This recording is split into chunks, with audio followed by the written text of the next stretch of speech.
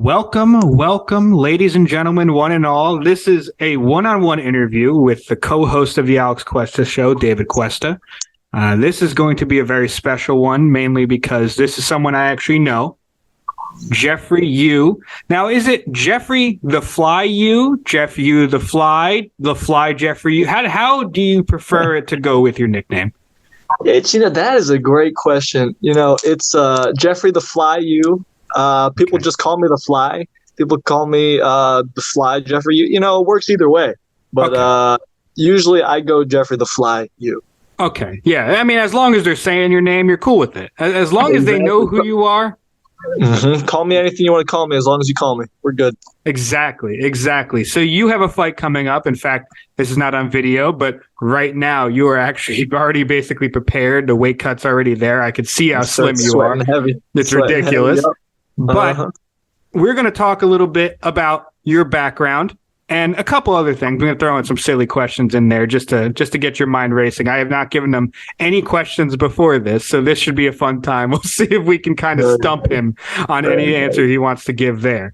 But first, we'll start off, normal question. What's your background in boxing? Why did you want to get into it? Why not something else? Why not like chess? Why not anything else that you could do in life? Why boxing? Man, why boxing? Because there's nothing better than it, honestly. Once you get bitten by that bug, you know what? Here, I'll start with this. I was never into boxing. I actually watched a couple wrestling matches as a kid and was turned away because I was like, oh, man, people getting hurt. I don't like this. Now, I got to ask, wrestling as in like actual wrestling or like WWE wrestling? WWE. But it scared me away. I mean, I saw somebody getting hit by a chair and I was freaked out. I was like anti-violence. And then one day I saw my dad watching a Manny Pacquiao. It was probably like a HBO Greatest Hits or something. Yeah. I looked over his shoulder and I saw that. And for some reason, I was interested in that for a second. After that, I looked up Manny Pacquiao, and then I went down the rabbit hole of like old boxing on YouTube, Joe Frazier, old classics, just like the Howard Cosell, just the juicy stuff, Yeah. And that, man, I fell in love because once I saw Joe Frazier, it was like seeing someone who spent so much energy, put so much dedication, like mastered and like perfected their body. So at that point I was like, all right, well, listen, if this guy can do it, I don't know, this is a dumb, maybe a dumb like little kid thought, but I was like, if this guy can do it, why can't I do it? So I was like, all right, let me follow in his footsteps. Let me just keep working. And then just through that, literally through watching all the classic fights, all the old greats, I got sucked into it, man. And then from there, the bug bites you and then you're in it. Hey, that's awesome. Now, I do got to ask, you said, you watched the WWE, you saw a chair shot, you got a little anti-violence there. It's a little scary. You don't want to be hit with a chair. I remember the first wrestler I was watching was Booker T. I saw Booker T. Yes. Five-time WCW champion. Yep. Great guy to watch first. But anyway, you said you became a little anti-violence. Now, the boxing aspect, I don't know how much of the violence aspect you like of it, but you also said the dedication and the mindset that goes into basically mastering your body and mastering your craft. Is there something about the fluidity of boxing, the chess match of the minds that really happens inside the ring that really drives you even more? Oh, yeah. Yeah, well, that's why I like Joe Frazier so much, because it's that determination. It's the cojones, it's the heart. Like, especially with his fights against exactly. It was his fights against Ali, especially him being the smaller guy. And I was usually a smaller guy growing up, so just the fact that a smaller guy was doing it, that he never stopped coming, he was going to eat you up and just run you over, that type of thing. That got me into it. That got me hyped up. Now that's awesome. I feel like really made you more into a man than wrestling did. It got into you that way. Now I do have to ask. I want to ask this because I find it very interesting. I believe your second pro fight, right? This Saturday? Yes, officially second pro Officially, fight. yes, officially second pro fight. I want to make sure I got that correct. I was pretty sure I was right. So Yes, sir. your second pro fight coming in, you already had one. I'm not going to act like you're exactly the natural landscape here, like you know everything going into it. But when it comes to match time, what is going on in your mind, whether just walking into the ring and in mid-match? Like, what are you thinking of? Is it mainly just how am I going to attack this guy, or what is he throwing at me? Is there feeling rounds? Like, what goes through your mind? That's a great question. I think from essentially getting to the arena, getting prepared in the back, and getting ready to go out, that whole time in my mind is just there's no way I can lose. It's almost like supreme confidence. And it's almost like that because of the dedication of the people who bought tickets, of the people who supported me.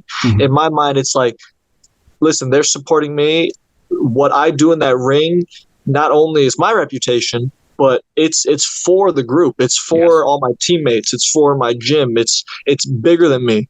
So because of that, it's just 100% confidence, and total, energy to get the job done. Yeah. No, I can completely understand that. Now I do have to ask, I've heard some people say this about when they fight or when they're doing almost anything. Is there a flip of a switch, or is there just a temperament that you're kind of gliding into that, you don't necessarily need to get into a certain focus for? For me, it's more of a snowball. It doesn't happen just once I get to the arena. It's hours before. We got the whole day before that nighttime fight happens. So it's a snowball. In the morning, it's like it's sort of in my mind, but I'm more focused on being able to eat again. Yes, that's fair. Later on in the day, getting in the afternoon, it's like, okay, it's coming. Let's get more in the mind space, and then it just builds and it builds, and it's like, dude, I'm ready to go. Like, I've trained for this, and it took me a while too, because coming from the amateurs to the pros, like, I don't know if this is how other fighters feel, but there's such a distinction when they say when your title is an amateur and then your title is a pro. And I always thought there was such a distinction. But then what happened was my coach brought some pros into the gym just to spar. Yeah. I was still an amateur. I was like, shaking in my boots. These guys are pros. But then when we got in there, I whooped their ass. And I was like, all right, listen, this is just a title, the skills. Yeah, exactly. So, Yeah, no, I feel that. And that had to have made you feel good. You're whipping their ass as an amateur. I mean, and that's the thing. It just became a title. It's almost like, someone might be a supervisor at your job. That doesn't mean exactly that they're better at it than you, but they might have been here longer and they might have done some 100%. Other things. Yeah. Yep. So it's really tiered in that sense. And like you said, you gained the confidence just from being able to touch them up, coming in sparring. Now, I also want to ask this. Because you're basically in the middle, not in the middle, you're right at the end of your weight cut. I know you've kind of have a formula, I believe, for your weight cut now, but what is the hardest aspect of the weight cut? Is it actually cutting the weight? Is it giving up the food that you enjoy? Is it like, what about it hurts the most, either mentally or physically? What hurts the most? Yeah, I'd say at the start of the weight cut. So if no one's ever weight cut before, the way we do it, the way body lifter or power lifters do it, the way the MMA guys do it, the way that I do it, it starts with a lot of water loading, and then you taper off the water. So when I say water load, you start by drinking like 2 gallons of water a day, and 2 gallons doesn't sound like a lot, but go ahead and try it. Yeah, it's a lot of water, man. It's probably in the bathroom most of the day. You're in the bathroom like every 20 minutes. Yeah. So I'd say the worst parts are the very beginning when you're first drinking those 2 gallons. And then the funny thing is you're getting all that water, but then the worst part of it is at the very tail end when you're doing, like, let's say a hot bath and you can't drink water. And then you're thinking back like a week earlier, man, those 2 gallons of water would be so good right now. So it's the very beginning and then the very end. It's the tightest squeeze at the very end and the big load in the very beginning. Okay. Yeah, I can imagine that's a little painful. It's a little painful to do that. Yeah. And surprisingly, food's not bad. Once you get on a roll, what do they say? You can go like X number of days without food, but you can only go like 2 days without water or something like that. I think it's like a week without food. Right, I think it's around that. Yeah, the food's not really the hard part. Of course, I'm staring at cookies right now, and they're going to be my motivation. But yeah, the food's not the hard part. And the weird thing is too, after you do a water cut like that, your body cannot eat solid foods. It's the weirdest thing. You will have like last time I did a cut. Me and my coach went to a dinner after. I had the full dinner right in front of me. It was like a pasta. It was looking so good, but I didn't even touch it. All I did was immediately drink the glass of water that the waitress gave me. She came back, refilled it. I immediately drank it again. She came back, refilled it. I immediately drank it again. And then the third time I was like, oh, she's going to think I'm a freaking weirdo. Yeah. I didn't even touch some type food. Of freak here. Exactly. I didn't even touch my food at all. I couldn't eat at least till like 1 a.m. With a weigh, so maybe 12 hours after the weigh-in. That's when I could start eating solid foods. Wow. Maybe rocking smoothies might be a better way right after. Yeah. Coconut waters, liquids. Liquid diet. Exactly. I mean, yeah. Listen, I've seen a liquid diet. My brother broke his jaw, so I was able to see what that is like. But I do another thing I want to ask real quick. Now, obviously, you had a training camp coming up to this fight, and you had a training camp coming up to your other fights. What changes from basically your normal training to, okay, I have a fight coming up. This is certain things I need to work on. Does it depend? I don't know how much film you might watch of the person that you're fighting. Does it depend on how they fight, or is it just really working to your strengths? What changes from your normal everyday training to, okay, it's fight camp? Yeah, I think it's some phases. I think definitely the number one thing that changes is the intensity and the mindset. It's like you can train all the time and, you're going to be pushing yourself. You're going to be, putting yourself under stress. But once you have, a target, then the intensity changes because, at the end of every session, this is for a goal to beat one specific person. In terms of watching film, I watch a little bit of film, but I'm of the mindset because I post a lot of stuff on social media. JCY the Fly, you can follow me. But I post a lot of stuff. But my mindset is anyone that sees my footage, anyone that sees me training, they should not be able to beat me when we go in the ring. Like I should not be so one-dimensional that you see one little video and you can beat me. So when I watch film, I mainly just watch for, a few things to be cautious of. If they have a good punch, if they're knocking everyone out with one thing, just some things to just keep in the back of my mind. But when I train, I train to make me the best version of me, not to be adapted to someone else. Because I figure if I'm the best version of me, I'll beat anyone. So the opponent can change on a dime. And in the pros too, someone could slip on a banana peel and they bring in a new guy too. So yeah, exactly. No, that makes complete sense. Now, it takes a lot of dedication. It takes a lot of vigor in order to get through. I mean, training every day in the first place. I mean, look at America. A lot of people don't train a month.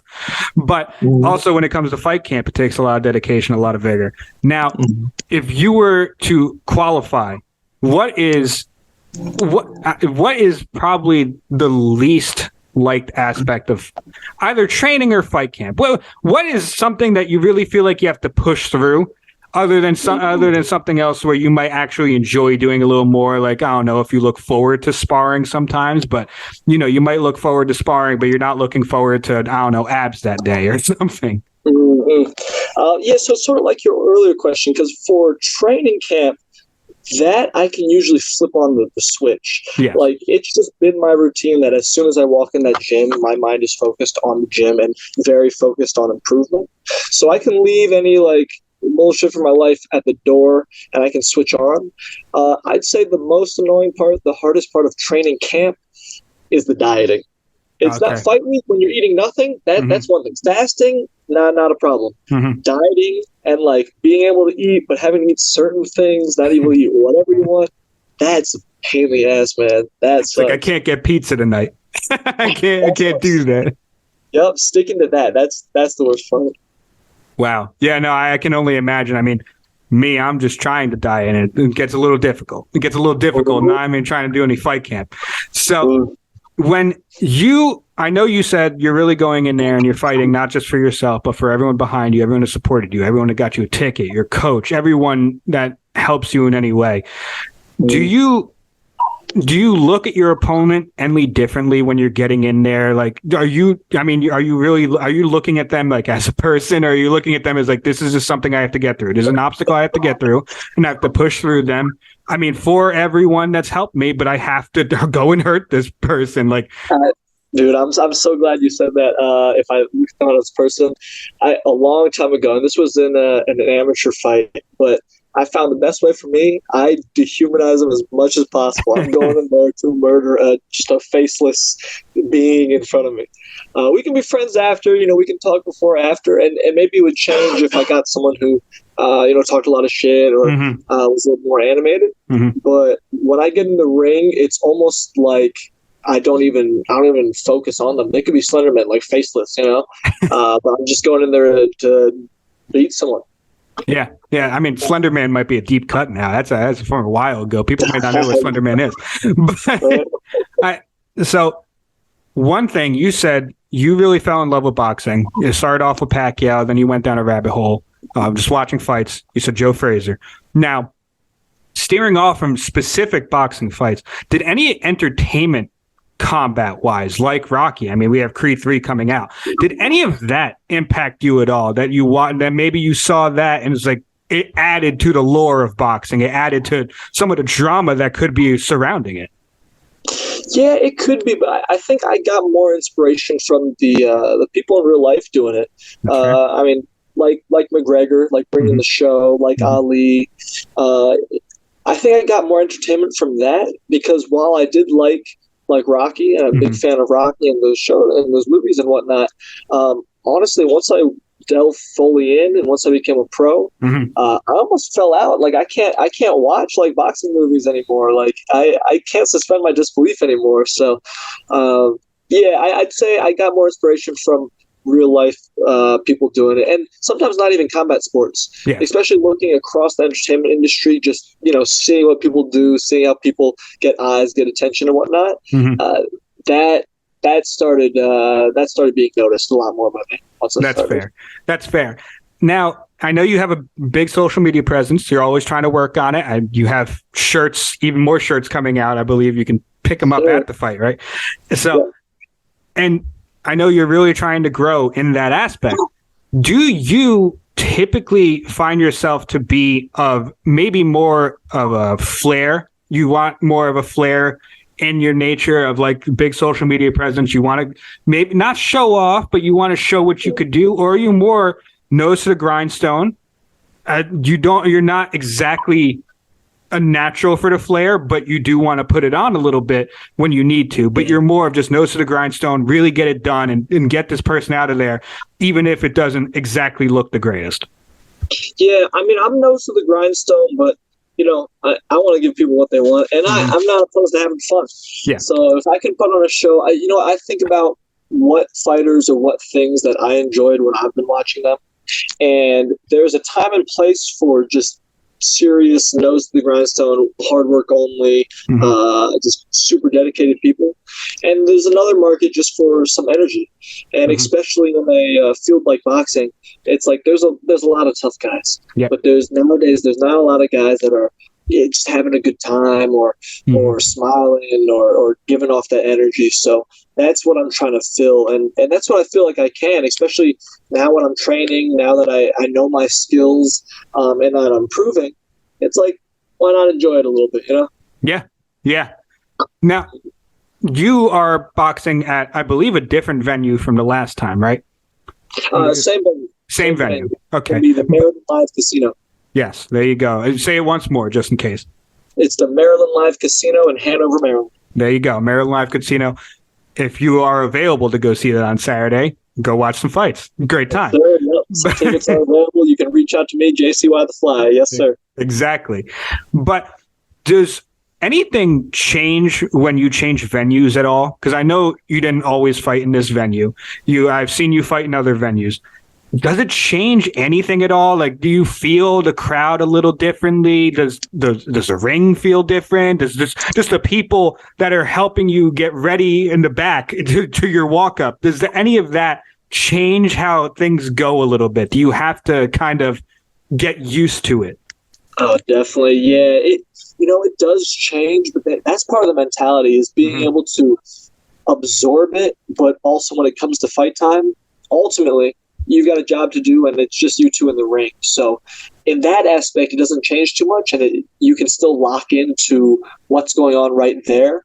But everything surrounding it, like the bigger venues or the crowds or the different layout and whatnot, I'd say before and after the fight, that's something that you got to prepare for. Yes. When you're in the fight, you can lock in. I mean, ultimately, you're in a ring. It's almost like you're locked in a room with someone else. So even if it's the biggest venue, it's the Roman Coliseum.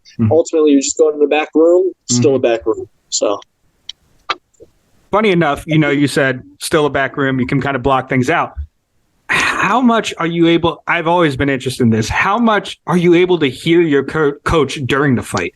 How could you pick out their voice? And when you I'm assuming not all the time, but could you pick out their voice sometimes? So maybe there is some difficulty, or maybe you're looking for something and they're shouting it out, or they're trying to tell you. Can you hear them? Yeah. No, luckily, my coach has a very distinct Chilean accent, so I can definitely hear him. And something that we went over ever since the very first amateur fight we had, number one thing that we do is as soon as we get into the ring, me, the fighter, I go around the ring, and at every point of the ring, my coach is asking, "Can you hear me?" Okay. And I'm making sure that I can hear him at every point of that. So right from the very beginning, that's one of the most crucial elements is being able to hear your coach and hear those directions. But something that I didn't realize that was happening, and I guess later on when I got more skill, I was able to do. I feel like I'm super aware of everything that's going on. So if I can hear my coach, that's one thing. But then sometimes I hear just chatter in the crowd of like people say like, "Oh, I hit him," or like, "Oh, that was a good shot." I can almost hear little bits and pieces. So when someone else calls out a piece of information or whatnot, I almost want to do it just to respond directly to them. I just feel like I'm super aware once I'm in there. Wow. Yeah, that is definitely interesting. Because I remember, I've played in sports before, and you do block a lot of things out, but there are some voices that get through to you that you're either used to, or you just you for some reason they just pierce through all the other noise, so you end up hearing what they're going to say. Yeah, exactly. And my goal, especially as I go into the pro ranks, if you've ever seen Mayweather did it, and I think Roy Jones did it, but there was a couple fights where they were having a great time, they were controlling the action, and I think the announcers were talking about like football bets or Super Bowl bets or something, and they responded to them while they were in the ring. Amazing. That's how I feel. Like when I hear stuff on the outside, I want to be able to like do that, control them, respond, go back to the fight, keep whooping ass. That would be incredible. Now in fights, do you prefer to control? Do you prefer to just not get hit, be able to run around them, get your shots in? Or do you really want to take them out? Like I said, and this could be depending on whether you want to just feel out round one, whatever. But what do you prefer? Do you prefer more of a controlling fight where they're not really able to hit you? Or do you want to take them out, whenever you can? I want to control and outclass them. Okay. The ultimate goal is to hurt them, knock them out. That's always what I'm going for. But en route to that, I find the easiest way to do that is just outclassing them. If I can make them feel like idiots, then they get desperate. They bite on everything I do, and then the knockouts right there. Even easier. Yep. Yeah. I can't wait. I can't wait for Saturday to watch that. Now, I do want to jump to a little bit of silliness here. I want to give you some questions that maybe not even chew on, but you're going to be probably going to wonder why I'm asking them. Let's do it. Now, so your nickname's The Fly. First off, give the reason why. Why is your nickname The Fly? The nickname's The Fly because as I was fighting early on, my coach actually gave me that nickname. People can't hit me.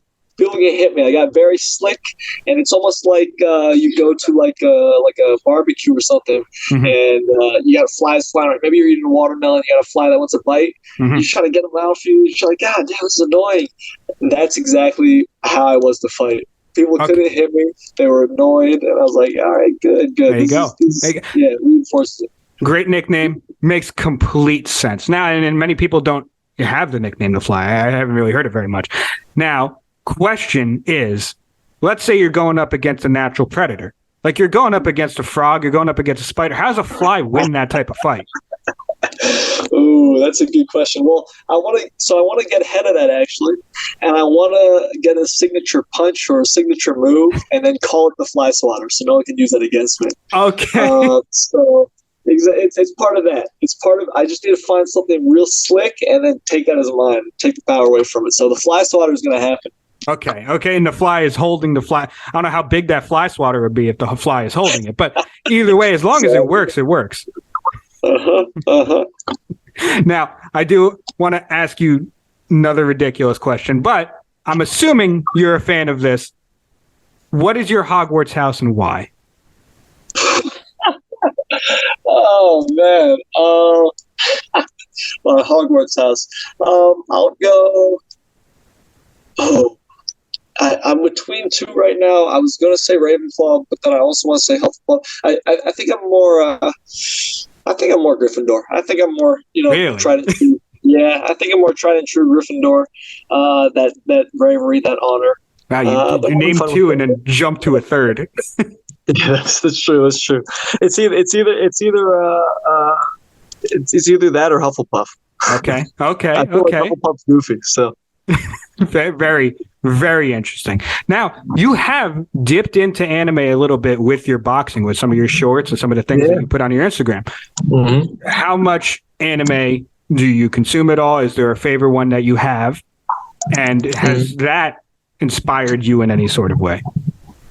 Unfortunately, I haven't watched too much anime more recently or any of the new stuff. I know anime blew up a lot more. Yes, but to a huge extent. Oh yeah, but the classics. I mean, Death Note.